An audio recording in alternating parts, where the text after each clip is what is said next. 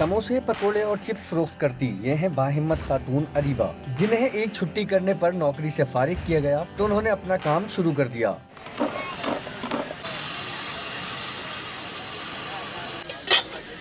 शुरू में बहुत मुश्किलात भी पेश आईं, लेकिन अरीबा ने हिम्मत नहीं हारी और अब फेरियर हॉल में एक अच्छा स्टॉल लगाकर अपना और अपने 2 बच्चों का पेट पाल रही हैं। मुझे एक छुट्टी करने पे निकाल दिया था, तो फिर मैंने जब वहाँ से मेरी जॉब ख़त्म हुई, मैंने स्टार्ट लिया एक टेबल से रोल, समोसे, पकौड़े ये काम करती थी मैं।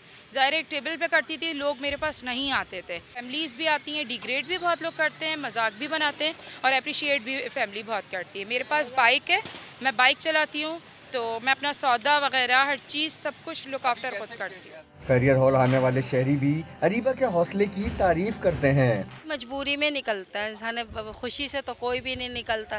ज़ाहिर से तो उसकी गरीब की मजबूरी है तो वो निकली है, इसके ऊपर कोई किसी को एतराज़ नहीं होना चाहिए। अच्छी बात है, जो भी है वो अपना क्या नाम है किसी से मांग रही थोड़ी है, मेहनत कर रही है, कमा रही है, अच्छी बात है।